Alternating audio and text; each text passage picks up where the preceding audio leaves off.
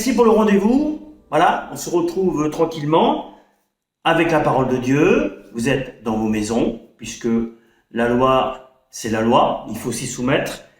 Mais la maison a ses avantages. Si vous êtes 2 ou 3 assemblés dans votre maison, d'abord c'est biblique, quand Jésus dit quand 2 ou 3 sont assemblés en mon nom, je suis au milieu de vous, etc., etc. Et puis, ça permet peut-être d'avoir un peu plus d'intimité, de tranquillité, pour entendre et tourner les pages de notre Bible. La dernière fois, nous étions restés sur cette humilité concernant les tensions et les conflits. Et je vous avais dit qu'aujourd'hui, nous parlerions de la douceur. La douceur aussi est un fruit de l'esprit, c'est vrai, mais il y a aussi ce qu'on appelle une douceur qu'il faut cultiver. Voilà, cultiver la douceur. Alors, vous êtes tous jardiniers plus ou moins. Moi, je ne le suis pas, j'ai pas la main verte, mais je sais ce que c'est qu'une culture. Cultiver, j'ai vu mon épouse de temps en temps qui met les mains là dans la terre pour faire des trous, pour planter, pour ramasser, pour cueillir, nettoyer, entretenir. Et la douceur, ça s'entretient, ça se cultive. Et oui, même quand on doit régler des litiges, il faut être rempli de douceur. La douceur, en fait, nous empêche quelquefois, enfin, nous freine dans nos réactions à chaud. À froid, je sais pas ce que ça donne, mais à chaud, quelquefois, ça pète. Alors, la douceur. Philippiens chapitre 4, verset 5, nous dit ceci, une douceur qui doit être connue de tous. Que votre douceur soit connue de tous les hommes. Le Seigneur est proche. Et je ne sais pas si vous remarquez, dans ce que nous vivons actuellement avec ce virus qui fait le tour de la planète, beaucoup de chrétiens pensent un peu, mais quand même, Seigneur, est-ce que ce sont là des signes de ton retour? Même ceux qui ne sont pas dans la foi se disent, mais il doit se passer quelque chose, il doit se passer quelque chose. Qu'importe ce qui se passe, la douceur doit être là. Alors, je confesse, je n'ai pas toujours été doux. Peut-être vous êtes revêtus de douceur, d'un calme exemplaire, à un tel point que nous soyons attirés par votre douceur. C'est vrai que la douceur du Seigneur doit attirer. Pourtant, Jésus n'a pas toujours été tendre dans certaines histoires avec les Juifs, mais il connaissait la douceur. Il connaissait la douceur de cette femme qui a versé son parfum, le grand prix sur ses pieds. Et dans l'exercice difficile de ce qu'on appelle la réprimande, parce que je ne sais pas si dans votre vie, dans votre parcours de vie, vous avez été réprimandé. Moi, j'ai été réprimandé, mais dans ma vie aussi, j'en ai réprimandé d'autres. Et réprimander ne peut pas se faire comme ça en claquant du doigt. La réprimande, c'est synonyme de correction, de redressement. Eh bien, Paul dit aux Galates, au chapitre 6, verset 1, « Frères, si un homme vient à être surpris en quelque faute, vous qui êtes spirituels, redressez-le avec un esprit de douceur. Prends garde à toi-même de peur que tu ne sois aussi tenté. » Si je reprends quelqu'un sur la douceur, et si on veut me reprendre, et que je critique celui qui me reprend sous prétexte qu'il n'est pas dans la douceur, moi qui ai commis la faute avant, il me semble que je dois me juger moi en premier. Pas trop compliqué tout ça pour vous? Bref, soyons des exemples. Éphésiens chapitre 4, verset 2 aussi, l'apôtre Paul dit « En toute humilité et douceur avec patience, vous supportant les uns les autres avec amour, avec charité. » Avec douceur et humilité, deux mots qui se conjuguent aussi. Et puis, la Bible aussi nous oriente, elle influence notre cœur à chercher, il faut rechercher la douceur. Est-ce qu'on peut demander la douceur à Dieu? Oui, dans la prière, on peut demander la douceur à Dieu. Tout est possible. Il faut rechercher la douceur. Pour toi, homme de Dieu, fuis ces choses et recherche la justice, la piété, la foi, la charité, la patience, la douceur. Notre société actuellement a besoin de douceur, a besoin de baume, de guérison. Ok. C'est vrai. Mais moi, je mets une condition que la société accepte, que Dieu touche son cœur, le cœur de la société. Et notre pays en a besoin. L'apôtre Pierre le dit dans sa première lettre, au chapitre 3, verset 15, « Même dans la manière de rendre des comptes, et quelle que soit l'attitude de celui ou celle qui nous demande compte, sanctifiez dans vos cœurs Christ le Seigneur, étant toujours prêt à vous défendre avec douceur et respect. Respect devant quiconque vous demande raison de l'espérance qui est en vous. » Et c'est tout un programme. C'est tout un programme de savoir se défendre. L'art de se défendre, non pas avec notre nature personnelle, notre chair personnelle, mais avec la parole de Dieu. C'est la Bible qui doit dominer. C'est la Bible qui nous influence. C'est la Bible, en quelque sorte, je fais une métaphore, qui marche devant nous, surtout envers celles et ceux qui contesteraient, qui ne seraient pas d'accord avec l'espérance que vous avez. Vous et moi, nous avons une espérance. Et l'espérance, elle est à l'intérieur. C'est pas quelque chose que j'ai ramassé comme cela, c'est parce que j'ai reçu cette espérance, je l'expérimente et je connais Christ. Beaucoup ne comprennent pas ça. Et dans cette douceur, si nous avons cette douceur, nous aurons la capacité, de gérer les pulsions ou les colères qui peuvent venir là s'injecter dans notre cœur. Il le dit Paul aux Éphésiens au chapitre 4, au verset 26. « Si vous vous mettez en colère, ne péchez point, et que le soleil ne se couche pas sur votre colère. » Ouh là là, on a déjà vu ça dans les premiers cours, on sait ce que ça veut dire, que le soleil ne se couche pas sur notre colère. Alors, les pulsions qui sont là, on va les gérer, on va les contenir, on peut comprendre qu'on peut en avoir, et qu'on peut avoir aussi avoir une parole défensive où on va facilement indexer, juger à droite, redresser à gauche, mais avec des paroles qui ne sont pas adéquates par rapport à ce que l'Écriture nous déclare. Et puis, la façon de travailler, la façon de nous adresser à quelqu'un, la façon d'accompagner quelqu'un, c'est cultiver l'esprit de service qui est au cœur de la foi chrétienne. L'esprit de service, ça se cultive. On rentre encore dans la culture. Il y a un mauvais français qui disait ceci, la cultivation, ça n'existe pas. Bon, ça c'est moi qui le dis. Mais cultiver la culture. Cultiver la terre, la bonne terre. Cultiver l'esprit de service qui est au cœur de la foi chrétienne, de votre foi et de ma foi. Matthieu 20, 25, 27. Il y a un épisode aussi, une histoire, et qu'il faille un peu développer là, ce soir, au milieu de nous. Voilà ce que dit ce verset, Matthieu 20, 25, 27. « J'ai eu peur et je suis allé cacher ton talent dans la terre, voici, prends ce qui est à toi. » Et son maître lui répondit, « Serviteur méchant et paresseux, tu savais que je moissonne où je n'ai pas semé, et que j'amasse où je n'ai pas vanné. Il te fallait donc remettre mon argent au banquier, et à mon retour, j'aurai retiré ce qui est à moi avec intérêt. » Cette parabole, pour les chrétiens affermis dans la parole de Dieu, ils la connaissent, mais on peut peut-être faire un petit sujet de réflexion ce soir. Et la conclusion de ce qui vient d'être dit est que les occasions de service spirituel varient selon les personnes. Ceux qui les saisissent en recevront d'autres, probablement, surtout dans le monde à venir. Ceux qui les laissent passer sont exclus à cause de leur inutilité. Et l'esprit de service ne se fait pas comme cela au hasard, il se fait dans la foi, dans l'obéissance, encore une fois, dans la conviction, la consécration, la sanctification égale mise à part, et il faut exploiter ce que Dieu nous donne.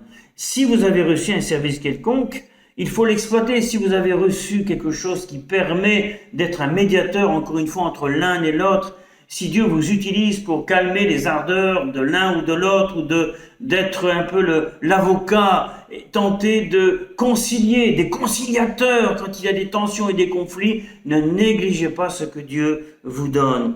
C'est l'exemple de ce texte dans Matthieu 20, versets 25 et 27 que nous venons de lire. Voilà, la crainte n'existe pas dans le service de Dieu. Je parle de la crainte de l'homme. La crainte de Dieu demeure. Et travailler dans la crainte de Dieu parce que j'aime le Seigneur, c'est un plaisir assuré, c'est sûr. Et puis, le service de Dieu, c'est pas pour soi-même. Si nous sommes appelés à rejoindre un groupe parce que nous sentons que là, il y a un problème, je serais peut-être utile, le mot est juste l'utilité commune. On parle de l'Église dans sa marche commune, mais on peut parler aussi de l'Église dans son utilité commune. Je suis utile pour l'un et l'autre, lui sera utile pour moi, j'ai un problème à régler, il peut me conseiller à condition que je sois enseignable. 1 Corinthiens 12, verset 7. Or, à chacun, la manifestation de l'Esprit est donnée pour l'utilité commune. Il faut que l'Esprit de Dieu soit au milieu de tout ça. Il faut que le Seigneur vienne y mettre la main. On ne peut pas agir tout seul. Nous devons être remplis de l'Esprit de Dieu. Alléluia. Et puis, il y a ce service que vous et moi nous connaissons dans les ministères, la raison, en fait, d'être des ministères, leur activité, leurs travaux, ceux qui travaillent en commun dans l'Église. Il peut y avoir plusieurs ministères dans l'Assemblée. On connaît le verset de consécration, Éphésiens 4, verset 12. Pour le perfectionnement des saints en vue de l'œuvre du ministère de l'édification du corps de Christ. On en a besoin. Je voudrais simplement vous dire que le Seigneur trouve toujours à nous utiliser les uns les autres quand nous sommes remplis de maturité pour être des frères et sœurs qui apprenons à écouter. J'apprends à écouter l'un et l'autre avant de pouvoir m'exprimer. C'est l'art des ministères que Dieu donne dans l'Assemblée. L'appel que Dieu nous donne aussi à nous qui sommes engagés quand nous savons que des conflits arrivent devant, eh bien, c'est l'art d'avoir une ouverture, de savoir s'ouvrir, l'ouverture et l'accueil des autres. Si un jour des maisons devaient s'ouvrir pour recevoir, pour édifier, pour passer un moment ensemble dans l'édification et la prière, et je me rends compte qu'avec ce que nous vivons actuellement là, avec ce virus, des maisons vont peut-être s'ouvrir quand le confinement sera terminé, où nous pourrons peut-être apprendre. Mais je pense que ce confinement actuel, j'ouvre une parenthèse, ce confinement nous permet peut-être de préparer nos maisons simplement là. Apprendre d'abord à rester dans la maison, à préparer la maison, à y déposer, notre consécration. Je parcours ma maison et je dis maison, en quelque sorte, sois prête à recevoir ceux qui seront dans le besoin. Maison, sois prête aussi à recevoir ceux qui ont des difficultés pour marcher avec toi, ceux qui n'ont pas réglé les conflits depuis des années et qui se demandent mais comment régler ça. Et nous qui sommes peut-être chefs de famille, sacrificateurs de la famille, pasteurs de la maison, on va dire ça comme ça, nous devons préparer nos maisons peut-être pour un futur proche. Retenons ceci. Romains 15, versets 1 à 7, justement en rapport avec ce que je viens de dire, et là où le Seigneur nous demande beaucoup de maturité, des efforts, de la compréhension, de la cohésion et de la logique. Nous qui sommes forts, nous devons supporter les faiblesses de ceux qui ne le sont pas et ne pas nous complaire en nous-mêmes. Que chacun de nous complaise au prochain pour ce qui est bien en vue de l'édification. Car Christ ne s'est point complu en lui-même, mais selon qu'il est écrit, Les outrages de ceux qui t'insultent sont tombés sur moi. Or, tout ce qui a été écrit d'avance l'a été pour notre instruction, afin que par la patience et par la consolation que donnent les Écritures, nous possédions l'espérance que le Dieu de la persévérance et de la consolation vous donne d'avoir les mêmes sentiments les uns envers les autres, selon Jésus-Christ, afin que tous ensemble, d'une seule bouche, vous glorifiez le Dieu et Père de notre Seigneur Jésus-Christ. Accueillez-vous donc les uns les autres, comme Christ vous a accueillis pour la gloire de Dieu. Petit commentaire sur ce texte, à titre de réflexion. Il y a bien des choses qui peuvent entraver le développement d'un même sentiment entre nous. Il y a des entraves que nous ne voyons pas à l'œil nu, même dans l'Église. Nos différences de caractère, de culture, d'éducation, d'âge par exemple. Si nous mettons l'accent sur elles pour affirmer quelque supériorité par rapport aux autres, eh bien nous cherchons à nous plaire à nous-mêmes. Au contraire, si nous regardons chacun à ce qui est aux autres, Philippiens chapitre 2 verset 4, nous nous enrichissons de ces différences et nous facilitons le développement d'un même sentiment entre nous. Ce n'est pas toujours facile.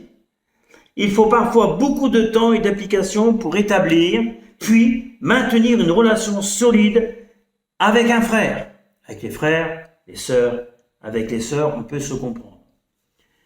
Alors, quelle satisfaction en lisant ce texte biblique pour le Père, notre Père céleste, quand il peut voir ses enfants, les gens de sa maison, manifestant entre eux un même sentiment selon le Christ Jésus, en le glorifiant d'une même voix et d'un même accord. De cette manière-là, ayant revêtu ce manteau-là spirituel, nous serons capables d'aller vers les uns les autres, d'apporter notre pierre à l'édifice et d'être utilisés par le Seigneur en toute quiétude. Alléluia. C'est merveilleux, n'est-ce pas? Ce qui veut dire que Dieu nous apprend à être au service des autres. Nous ne pouvons pas être au service de ceux que nous préférons. Être au service de ceux qui n'ont aucun problème, aucune difficulté, qui sont en bonne santé spirituelle, oui, ça va tout seul. Mais quand Dieu vous oriente vers une personne où vous n'avez pas d'attache particulière, c'est pas votre tasse de thé, pas d'intimité, eh bien, il faut y aller. 1 Pierre, chapitre 4, verset 10. Comme de bons dispensateurs des diverses grâces de Dieu, que chacun de vous mette au service des autres le don qu'il a reçu. Le don que vous avez reçu, nous avons fait déjà une étude sur les dons spirituels à l'Église, n'est pas un don qui nous appartient, soyons pas égoïstes, il ne faut pas être prophète pour le voir. Mais si ce don vient de Dieu, il appartient toujours à Dieu. Mais nous en sommes les gérants, tout simplement. Ce qui se traduit dans le partage spirituel, entre autres, sans restriction. L'évangile de Jean, chapitre 15 et verset 15 dit ceci. Jésus dit, je ne vous appelle, plus serviteur, parce que le serviteur ne sait pas ce que fait son maître, mais je vous ai appelé ami parce que je vous ai fait connaître tout ce que j'ai appris de mon Père. Ami. Être un ami, on ne donne pas sa confiance, son amitié à n'importe qui. Ami. Ami veut dire, eh bien, j'ai appris à te connaître. Je sais qui tu es. Je peux te confier des choses. Alors je te partage ce que j'ai sur mon cœur. Peut-être quelque chose de lourd, peut-être une bénédiction, mais on se fait complice, dans le bon sens du terme, qui est une forme de communion, de transparence, d'affection et d'amour. Romains 1, verset 11, donne un complément, c'est Paul qui le dit, « Je désire vous voir pour vous communiquer quelques dons spirituels afin que vous soyez affermis. Il y a là une orientation, il y a là une direction, l'affermissement. L'affermissement dans cette forme de communication, de dons spirituels que Dieu nous a donné. Un don spirituel ne se manifeste pas toujours en public, dans le grand culte, mais personnellement, discrètement, en accompagnant, sans pour autant en faire étalage à toute l'Église. Pour gagner un cœur, il faut écouter. Pour gagner un cœur, il faut savoir l'accompagner. Il faut l'observer. Il faut l'encourager. Ne pas le lâcher. Tout en le respectant, bien entendu.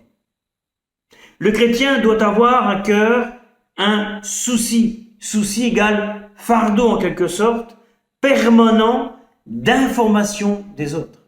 Voyez-vous, nous sommes dans le confinement et ceux qui sont affermis dans la foi vont peut-être se dire, tiens, je vais prendre une décision. Chaque jour, je vais appeler quelques personnes pour prendre de leurs nouvelles. Je vais m'informer afin de savoir si elle ou il se porte bien dans sa vie chrétienne, des besoins matériels, spirituels. La solitude peut gagner nos maisons par ce que nous vivons actuellement. Voilà, ça c'est une manière aussi de partage spirituel, sans restriction. Ne nous suffisons pas à nous-mêmes. Élargissons, jetons des cordages. Alléluia. Il y a autre chose à voir aussi dans notre étude, apprendre à mieux connaître les autres. En tant qu'être humain, toujours unique et de créature toujours merveilleuse aux yeux de Dieu. Nous sommes créatures de Dieu, mais nous sommes enfants de Dieu à différents niveaux. Ça, oui. Rejeter tout soupçon. Vous savez, la suspicion, c'est quelque chose qui peut briser, casser, faire tomber une église. Une seule personne suffit. Et Paul dit aux Corinthiens dans sa première épître, chapitre 13, verset 12, « Aujourd'hui, nous voyons au moyen d'un miroir, d'une manière obscure, mais alors nous verrons face à face aujourd'hui, je connais en partie, mais alors je connaîtrai comme j'ai été connu. » Nous aurons des révélations qui nous seront données dans le ciel, peut-être là, dans les jours qui suivent, les mois qui suivent, après ce déconfinement, nous aurons peut-être des informations du Seigneur qui nous permettront d'aller beaucoup plus loin et de mieux comprendre peut-être certains frères et sœurs dans la foi qui ont des difficultés dans la marche. Nous n'avons pas tous la même maturité, bien-aimés. Nous n'avons pas tous la même maturité.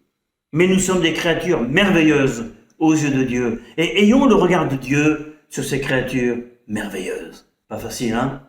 Mais Dieu nous le demande. Dieu nous le demande, il faut le faire. Je vais conclure cette étude-là sur la prévention des conflits et des tensions avec vous. J'ai 2 références à vous donner. Cultiver, oui. Cultiver l'amitié.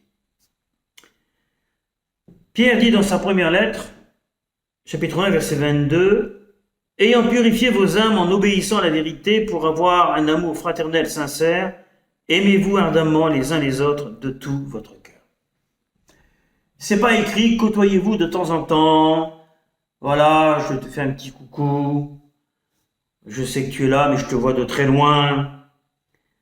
Non. La purification fait partie de l'amitié. Tiens. Ou l'amitié fait-elle partie de la purification?